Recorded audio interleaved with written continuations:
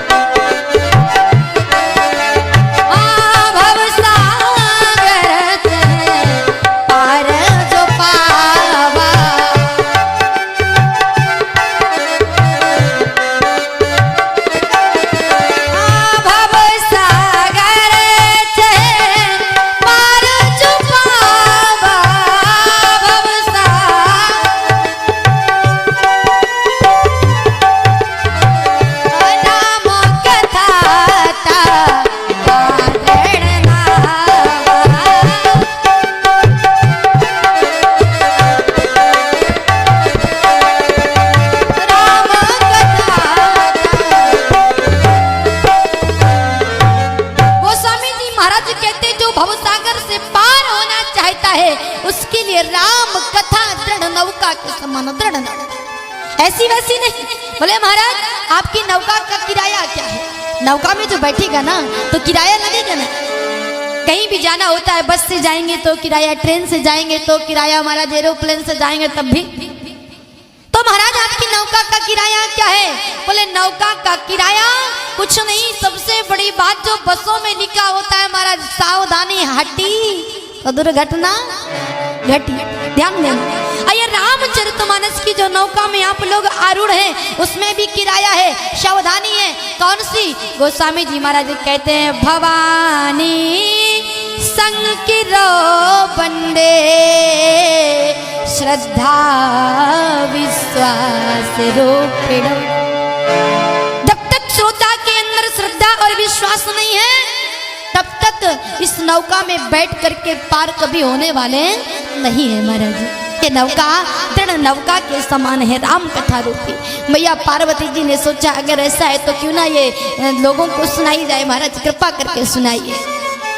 मैया पार्वती जी ने अनेक प्रश्न कर दिए, अनेक। बाबा भूतनाथ तो बोले भगवान कहते हैं तो देवी सुन। मैया पार्वती जी ने कहा महाराज परमात्मा का जन्म कैसे हुआ, जरा कृपा करके सुनाइए। तो आज बाबा भोलेनाथ कहते हैं राम जन्म के तू अनेका,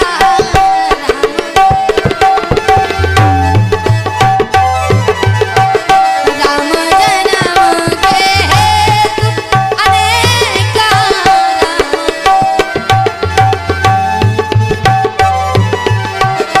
राम जन्म के हेतु अनेका,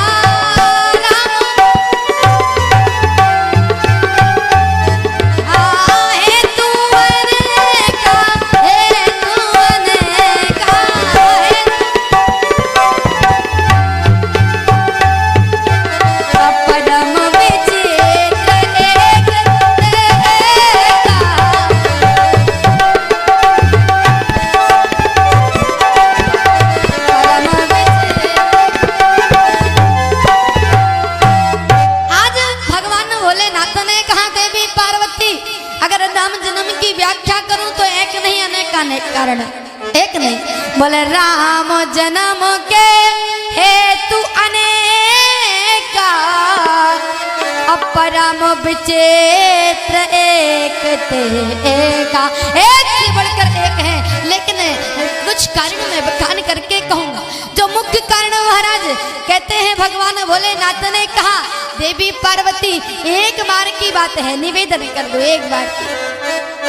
गोस्वामी जी मानसकार में लेखनी चलाई और गोस्वामी जी ने वर्णन किया। एक बार हुआ क्या महाराज? बोले एक बार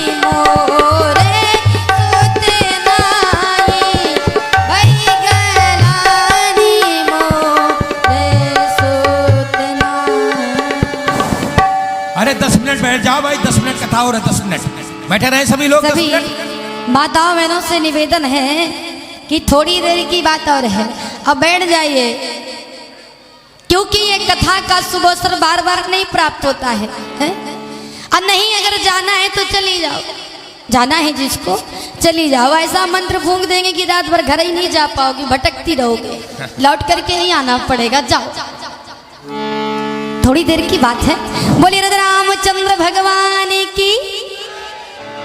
एक बार की बात है महाराज बोले, एक बार भूपति मन माही भई गलानी मोरे सुतना ही निवेदन कर दे।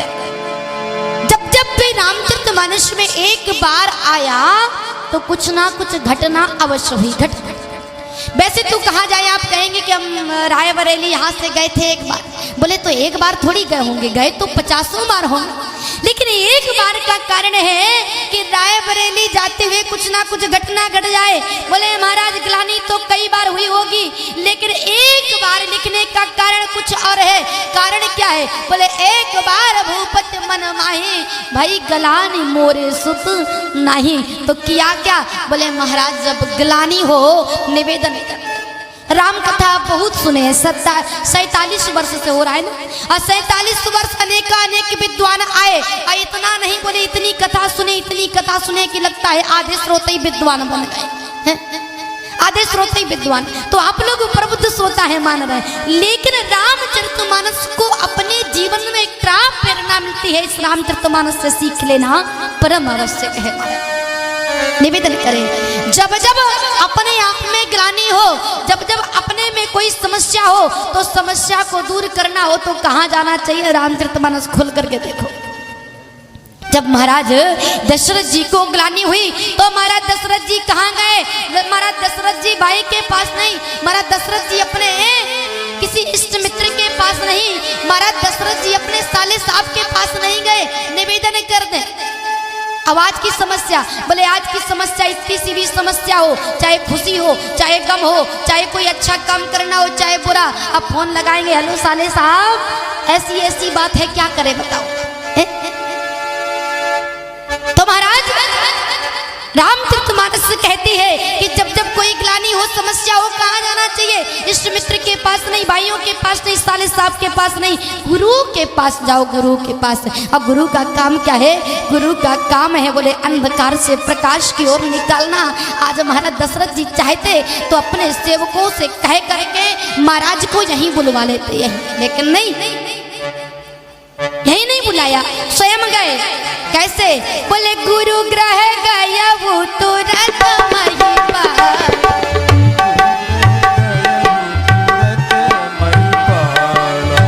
गुरु ग्रह गया वो तुरंत महिपाला,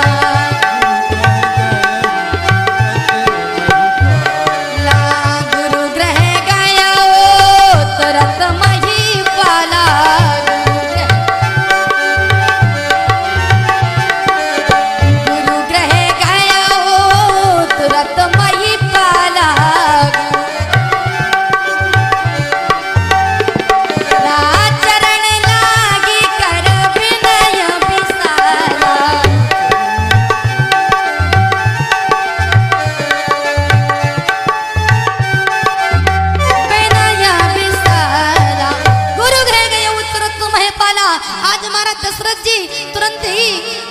वशिष्ठ जी के पास गए और जाकर के पूरा निज दुख सुख सब गुरु ही सुनाया। किनको? बोले महाराज गुरु हो तो गुरु से कभी झूठ मत बोलना, जितना दुख हो सारा का सारा बता देना, फायदा ही होगा, नुकसान नहीं होगा। डॉक्टर साहब के पास जाना, पूरा दुख बता देना, पूरी समस्या बता देना, फायदा ही होगा, नुकसान नहीं होगा। अगर यहाँ छुपाया तो नुकसान आपको है, सामने वाले को नहीं। महाराज दशरथ जी ने दिल खोल करके सुख दुख बताया। आज महाराज वशिष्ठ जी ने कहा धरऊ धीर हुई सुत चारी, त्रिभुवन विद भगत वैकारी, एक नहीं दो नहीं चार चार होंगे, समय लगेगा। तुरंत ही महाराज गुरु वशिष्ठ जी ने श्रृंगी ऋषि वशिष्ठ बुलावा, पुत्र काम शुभ यज्ञ करावा, और यज्ञ से जो अग्नि देवता हवि का पात्र लेकर के प्रकट हुए, तीनों रानियों में बांटा गया। बांटने के बाद गोस्वामी जी वर्णन करते, यही विधि गर्भ सहित सब रानी गर्भ सहित आई। लोगों ने कहा महाराज भगवान और गर्भ में, भगवान और गर्भ में कैसे? बोले महाराज भगवान को कहीं भी बुलाओ। लोगों ने कहा एक बार, बोले महाराज भगवान कहाँ, भगवान कहाँ? प्रहलाद से पूछा गया, हिरण्यकश्यप ने उठाई तलवार, बोल। हिरण्यकश्यप ने कहा, बोल प्रहलाद तेरा भगवान कहाँ? प्रहलाद ने कहा, पिताजी आपका प्रश्न गलत है। आप ये पूछे कि मेरा भगवान कहाँ नहीं है, मेरा भगवान कहाँ नहीं है। बोले कहाँ तेरा भगवान? प्रहलाद ने कहा, जहाँ भक्ति की हाँ मेरा भगवान वहाँ, मेरा भगवान वहाँ। बोले भगवान तो कड़कड़ में विद्यमान है, भगवान तो तड़तड़ में विद्यमान है, लेकिन केवल प्रकट करने के लिए क्षमता चाहिए, शक्ति चाहिए, प्रेम चाहिए, भक्ति चाहिए, अनुराग चाहिए। परमात्मा तो क्या, परमात्मा के पिता तक दौड़े चले आते हैं। परमात्मा तो क्या, आज यही विधि गर्भ सहित सब रानी समय आया।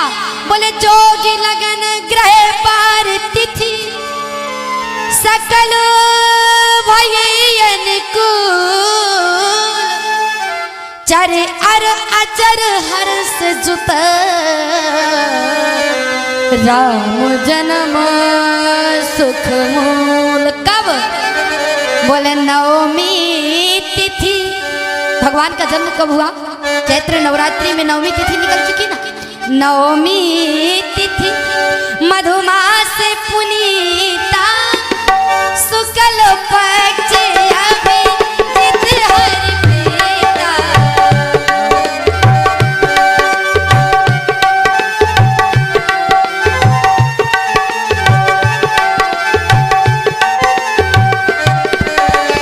नवमी तिथि निवेदन कर दे, जब घर में कहीं भतीजे का जन्म हो जाए, राम राम राम है, तब बुआ, बोले बुआ के पैर में बंधन बांध दो, तब भी बुआ बंधन तोड़ के नाचेगी। बता, और यहाँ ताली बजाने में, हाथ उठाने में ही कष्ट हो रहा है।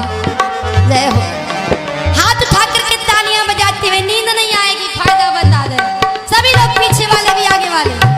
नवमी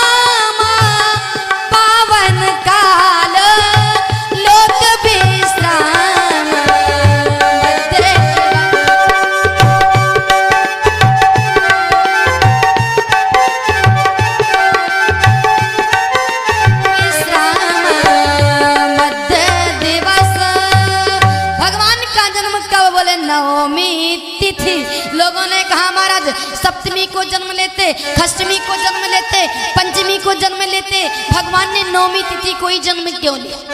कारण क्या है?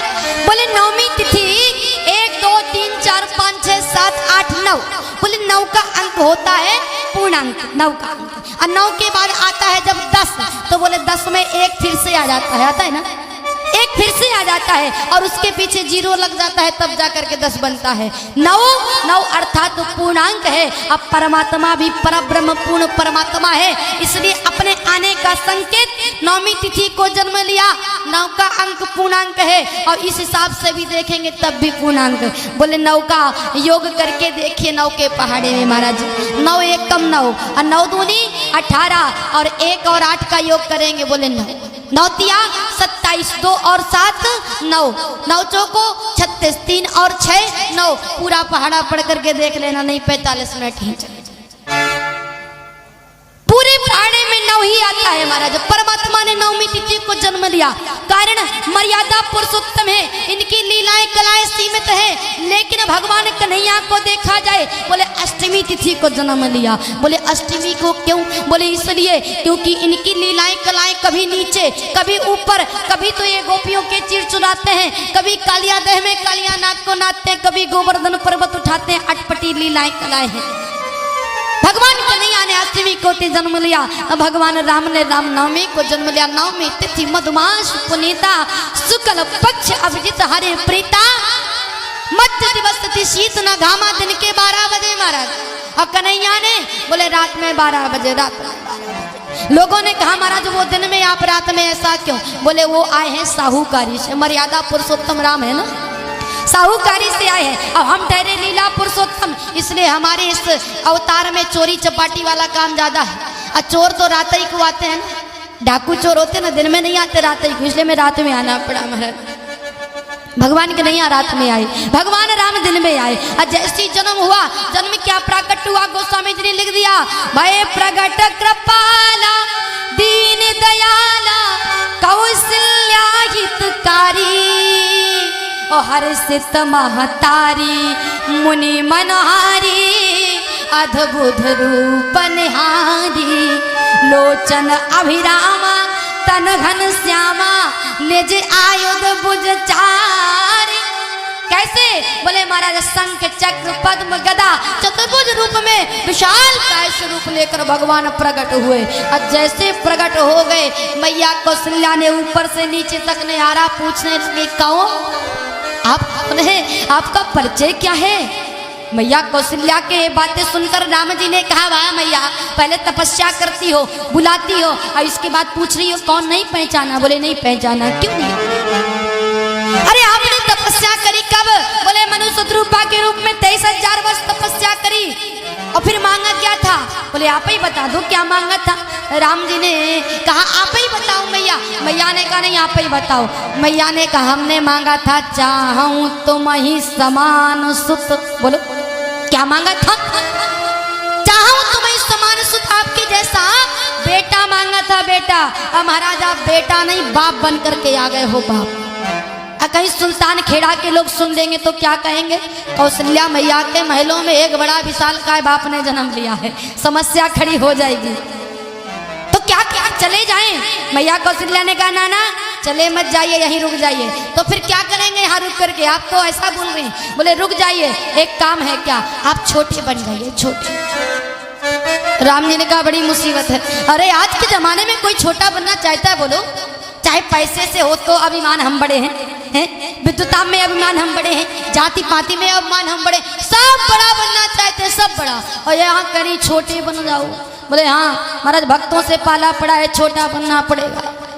छोटे बन गए, लेकिन 4 भुजाएं, शंख चक्र पद्म गदा। महाराज समस्या खड़ी हो जाएगी, निवेदन कर दूं ऐसे बनो जैसे आज का हाल का बच्चा हो। क्योंकि जब कोई बच्चा पैदा होता है ना, तो लाठी बंदूक लेकर के पैदा नहीं होता, लाठी बंदूक।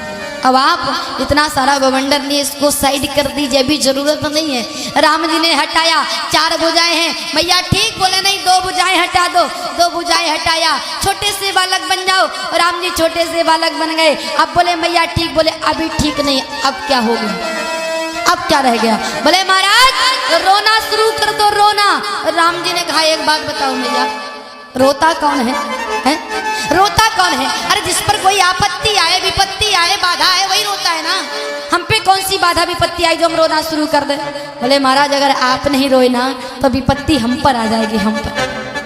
क्योंकि अगर बच्चा जमीन पर गिरे और रोए ना तो माताओं से पूछो, ठोक पटील करके सीधा उल्टा करने लगते हैं, रोता क्यों नहीं बालक? आफत आ जाती। जब तक रोए नहीं तब तक शुभ नहीं माना जाता। बोले महाराज रोना शुरू करो। और जैसे भगवान ने रोना शुरू किया, सो जो देवता लोग थे वो व्यंग भाषा में कहने लगे, हमने सुना था, हम रो रहे थे, प्रार्थना कर रहे थे, सरकार आप आएंगे हमारे आंसू पोंछेंगे। विप्रधेनु सुर संतेत लीन मनुज अवतार, और आप तो वहीं से रोते चले आए, हमारे आंसू क्या पोंछेंगे? आज रामचंद्र जी महाराज रोना शुरू कर दिए। बोले सुन बचन सुजाना रोदन ठाना, हुई बालक सुर भूपाय, चरित जिगावहि हरि पद पावहि, तेन परहि भव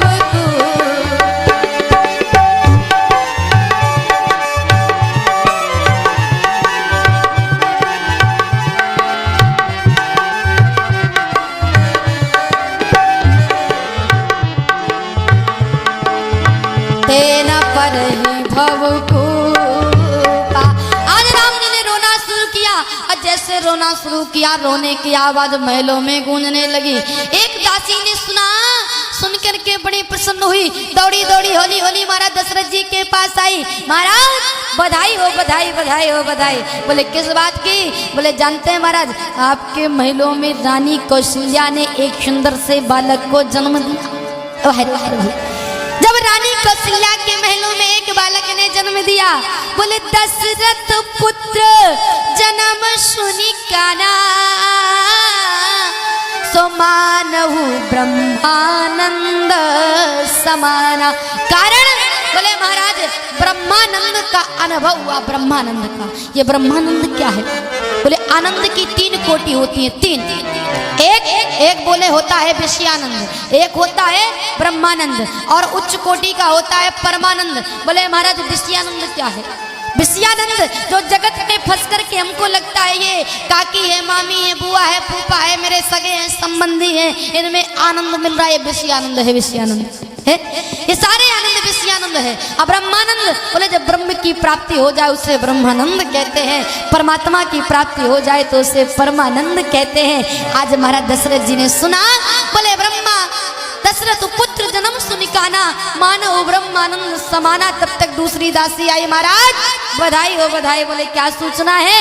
बोले आपके महलों में रानी कैकेयी ने सुंदर से एक बालक को जन्म दिया। वाह प्रभु।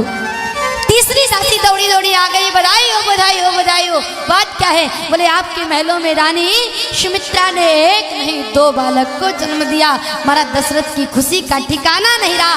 दशरथ जी महाराज ने सुना, बोले परमानंद पूरी मन राजा,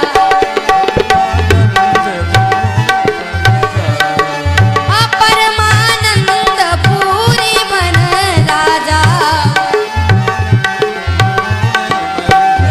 जा कहाँ बुलाए बजा बहू बाजा,